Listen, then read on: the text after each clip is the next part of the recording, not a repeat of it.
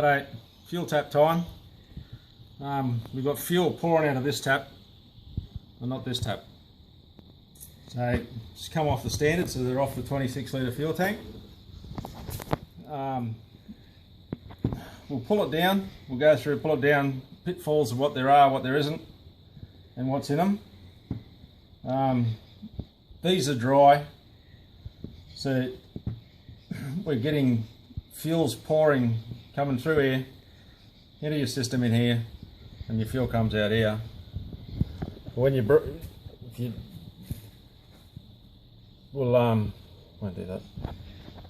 So we can go through and check your diaphragm to make sure your diaphragm's working by just simply sucking on this line here. So you can do that. Yeah.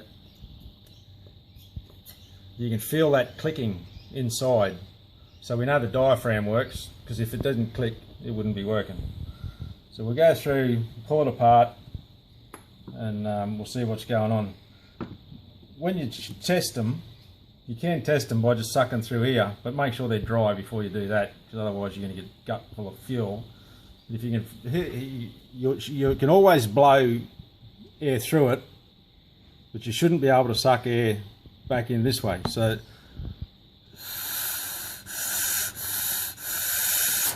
So that is easily breathing inwards and outwards. So something in here is not going well. So when you pull these apart, just go through. There's a spring in behind there.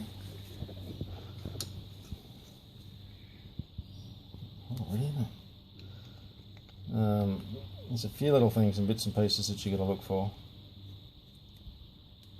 Do one tap at a time. Is one lesson we've learnt. As we go through later, I'll show you. Righto. Now we've had this one apart, and it'll come apart. But if that doesn't come apart, it's just a matter of simply bringing it around onto a point where you can get hold of it, and just tap it on the bench, and that'll just break it away. So you have a spring that holds the diaphragm down. So just watch that spring when you open your tap up. Got the outer side of that.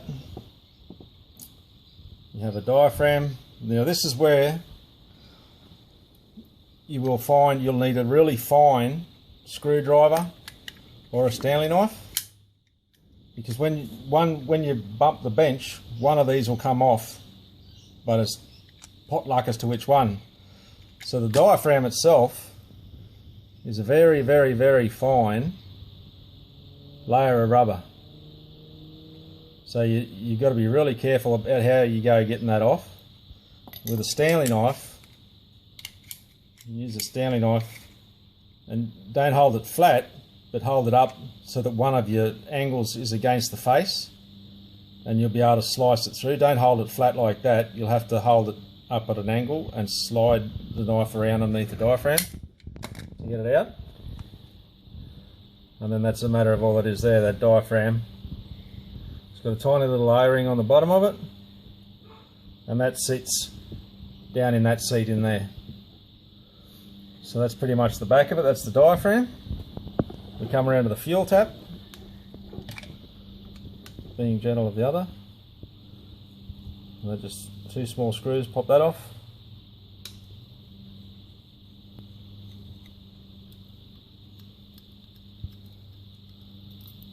Take two screws off. That comes off over your fuel spigot, over your fuel handle, whatever you want to call it. There's a tiny little spring-loaded washer underneath that. And then you just twist your fuel tap and it'll pop out from inside. And then down in here, there's another rubber disc. That just really small fine screwdriver, you'll be able to pop that out. So then that's that. And then you've got the inside of that.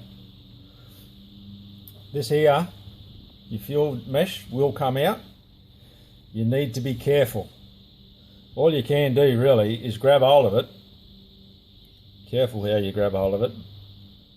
And it sits on this small, there's a locating pin, and it's got a small oversized lump on the top of it, so you've got to pull this up over that small lump, and with them in the condition that they are, it takes some doing. Now you can't just grab it and reef it all the way that way and then reef it all the way this way, because down here there's actually the main pipe actually continues down a little bit, about 5 mil.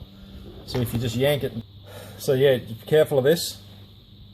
You've got the small thing down the bottom.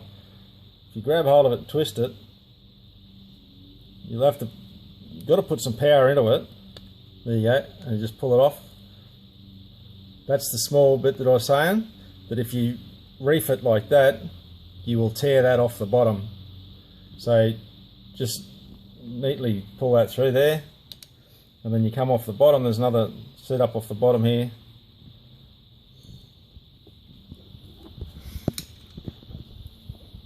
There's nothing in here bar a small rubber gasket that runs around the edge of the body.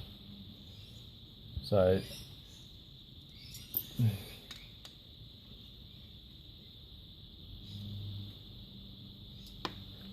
that's just a matter of popping that off like so, and then that's the inside of your fuel tap. So that's it. Pull the part to a squillion pieces of what there is. Just lift that O-ring out, lift the tank mounted O-ring out of there. Righto, so it's just a matter of going through. So this is what we're talking about with the Stanley knife. You can either use a really fine screwdriver and lift it off and under, or you can get the Stanley knife and on an angle feed the Stanley knife down through and lift it off the aluminium that way, like so. So we'll just put them in the petrol to dry and get a bit of crap off so we can wash them.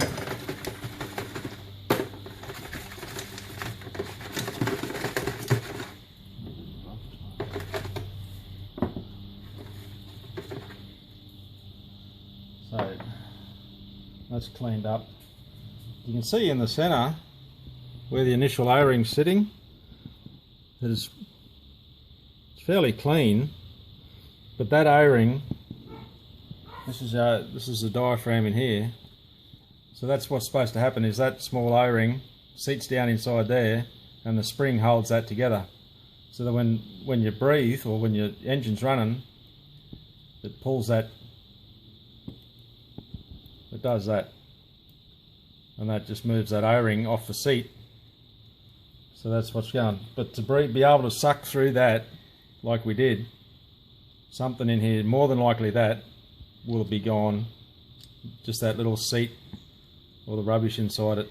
So we'll give it a blow off and a dry off, and throw it in the sandblaster, and we'll bring it back and have a look at it when it's all cleaned up. So we've got our Eveready 1100 on the blaster, so we'll just go through and blast all the crap out of it. It's glass, by the way, not sand, so it won't damage the alloy or anything.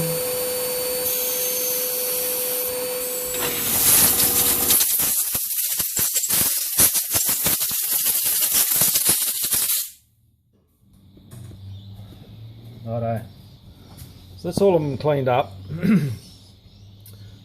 Took us 2 minutes to do with the blast cabinet, but you know, by hand, a screwdriver, a paintbrush and a petrol tin, you do it, no time at all, won't take you long.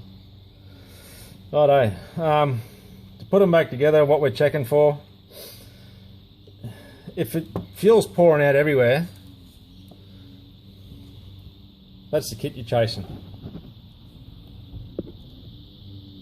That's a K&L.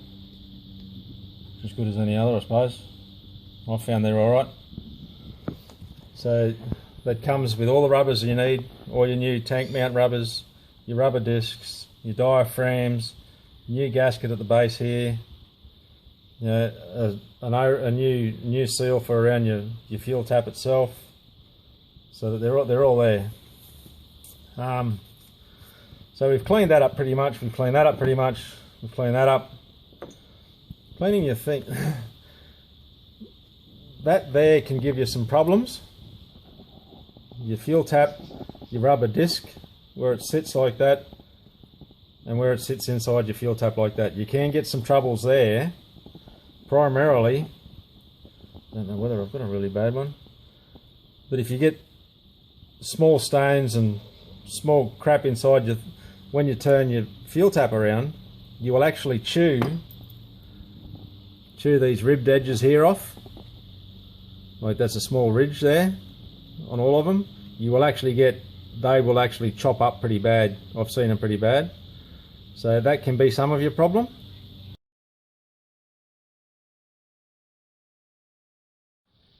So I ended up finding a couple of these discs. You can see on this one, the focus stays in. It's all chewed out in here. Chewed out there. There's a small mark out over here. The other side's not so bad. But that's one sort of disc. Then you come over to this one, and you can actually see this line, the line that's there, and there's another line that runs up there, corresponds with your Ventura and your fuel tap, where you turn your fuel around, when you turn your fuel tap around, and that line there is where it normally sits all the time. So that's something there that you can look at.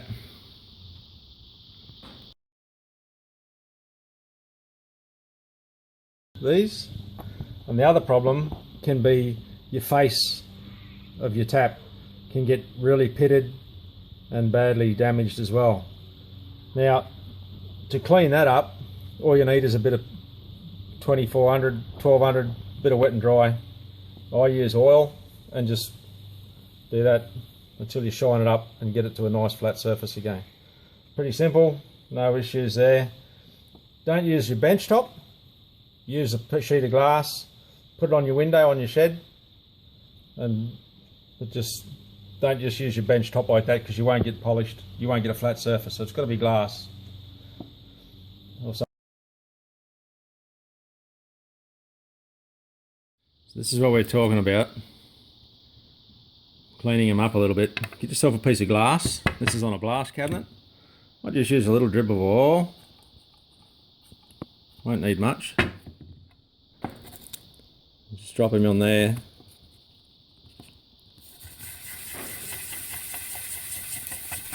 Just clean them up.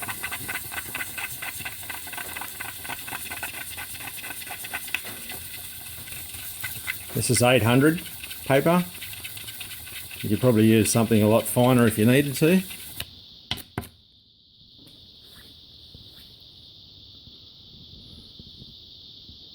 You just keep going until you've worn all the marks off it.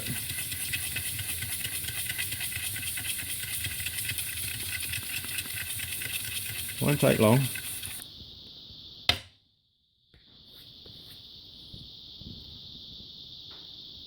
Come on, better.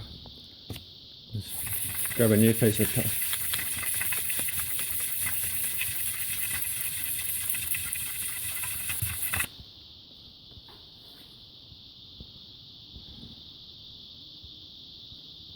Yeah, it's getting pretty close there even now. It's just to give you a very smooth surface to work on your new rubber disc. So you just keep going with that for a little bit.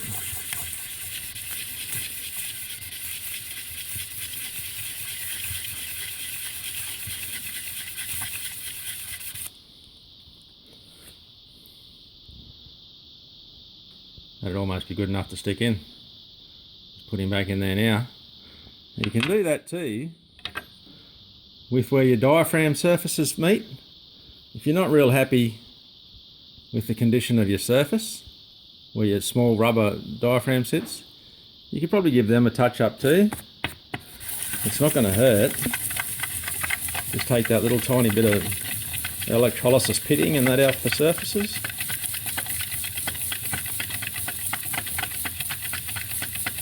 It'll take a minute or two.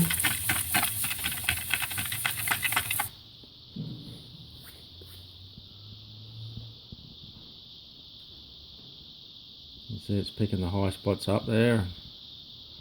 And you can just do that with them as well. Go through, do that one on that one. And you can actually do it on the fuel tap as well, because it sits proud of your tap. So you can just keep going through doing all that with those pieces as well.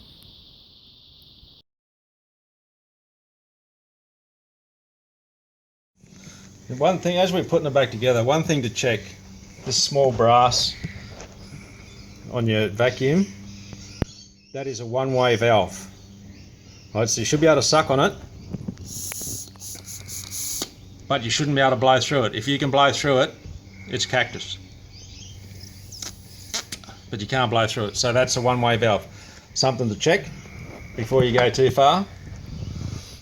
Now, we had a diaphragm that wasn't very good, so we're going to swap it out. You just push that through there gently, because the rubbers are hard.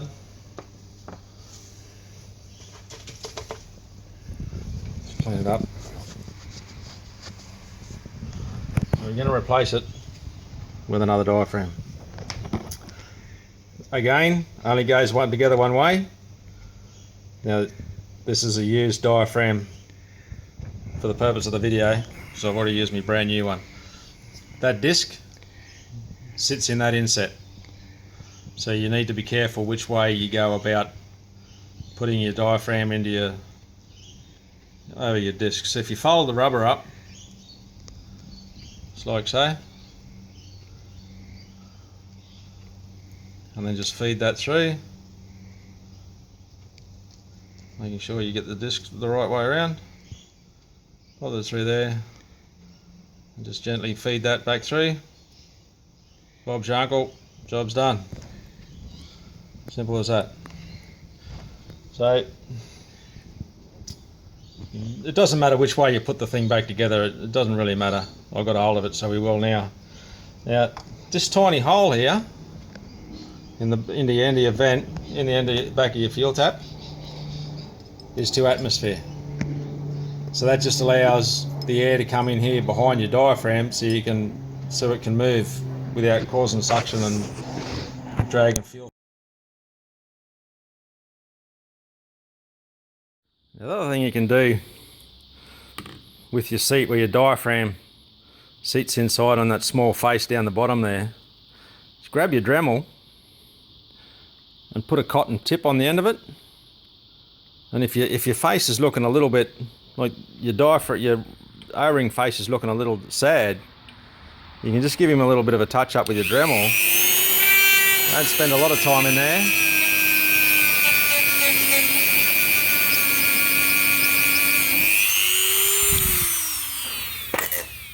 And even that short period of time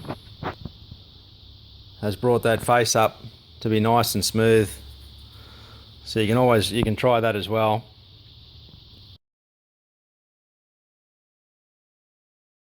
Through everywhere. So if you can line that up, and there'll be a small hole in your disc, plastic disc. You line that up to the same point on your fuel tap, and you get that right there. So then you put that together, get it so it's fairly square. That isn't too much more. Put your spring back on, and then you put your cap on, which way, it won't really matter. Well, it does, but for the purpose of the video it won't matter. You'll find, that's what I was going to tell you, all your parts should have left and right on them. So you know which taps you're pulling apart. So you've got a right on the end of here, and then inside your tap, whether you can see it, in your blank hole, you'll have an R or a left, right or left in there, and on the back. And I was under the impression there was a left and a right on here, but we can't find it. We thought there was, but we can't find it. So, but there are left and right hand fuel spigots. So make sure you do one at a time, because if you put a left hand fuel spigot in a right hand fuel tap, what you'll find happen, and we found how it happened, is you leak fuel everywhere except on one point where that is supposed to be the on. So make sure you pull one apart at a time. You put that back together. We better finish doing this first. Put the 4 of them in. Just gently, gently.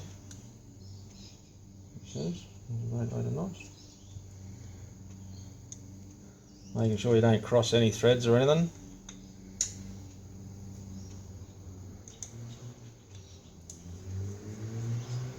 Unless you've got a set of taps crossing threads with these little buggers.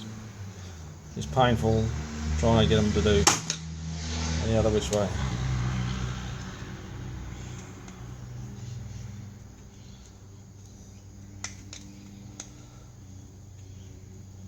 So from here,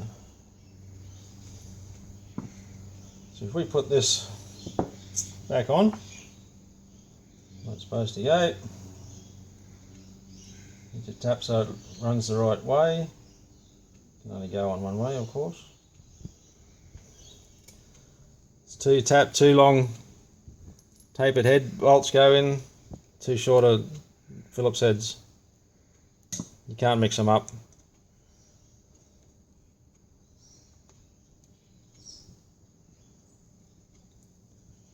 That'll just be a bit of sand in the thread grabbing. Worst comes to worst, go backwards first before you go up.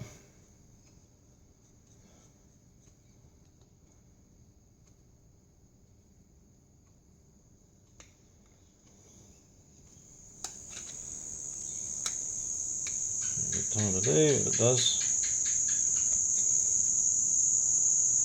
I'm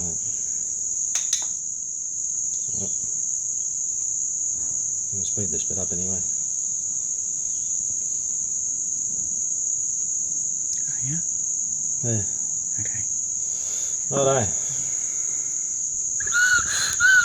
Obviously, because you've still got your tap out. This goes in. Feed your tap in. Get your wavy spring washer, which is just looks like that.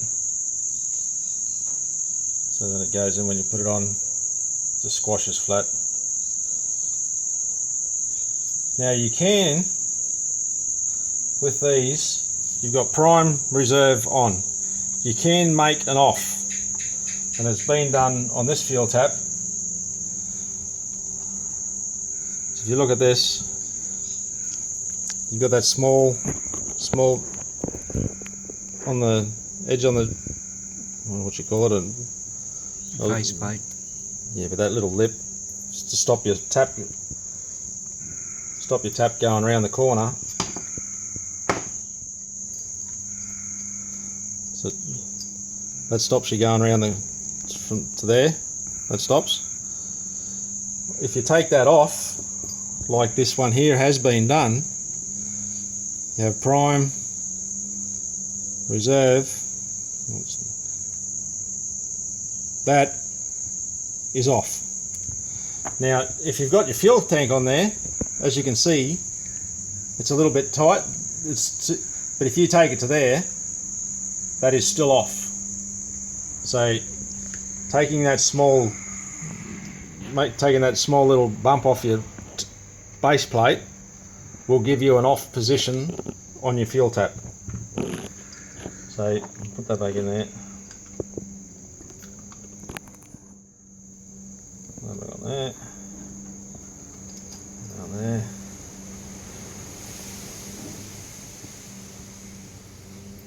There.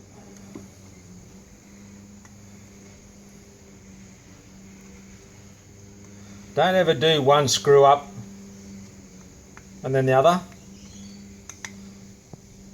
because you will more than likely, probably these little tiny baby ones, you won't damage something. But certainly if you were to do one of these screws up hard and then do the other ones up, you would find you would snap that corner off.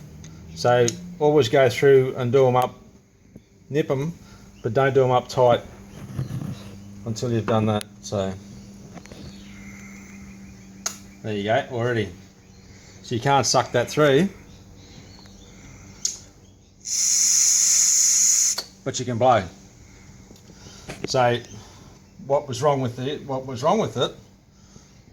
was this O-ring on the end of the diaphragm is obviously cactus, because it'll be the O-ring and not the diaphragm, because when we sucked through here you could activate the diaphragm.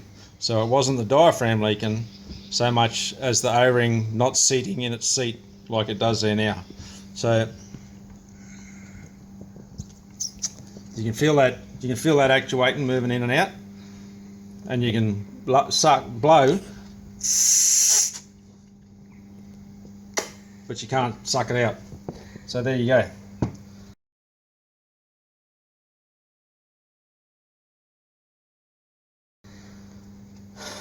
Just clean that up a little bit.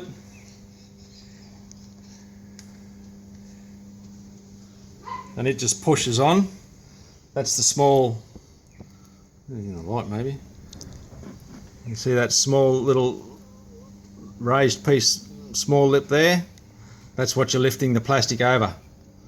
So when you go to take it off, or even when you go to push it back on, put it in where it's got to go. Don't push that because you'll bust it. Grab yourself a screwdriver or something similar and pop it back over, and then it sits home like so. So that pretty much is what's involved in a fuel tap. What can go wrong? So you've got the diaphragm, you've got your tap that runs around your fuel spigot, you've got that rubber plate that can give you trouble, and you've got that small brass piece in there that can give you trouble. So other than that, it's very simple. Put your O-ring back on there, drop it back on the bike, the job's done.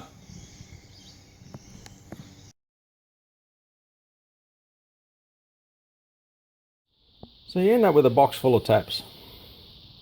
How do you know which ones are left-hand taps and which ones are right-hand taps? Good question. Very simple. Grab this tap here. This tap is a right-hand tap. Obviously, apart from the fact that it's got an R there, an R on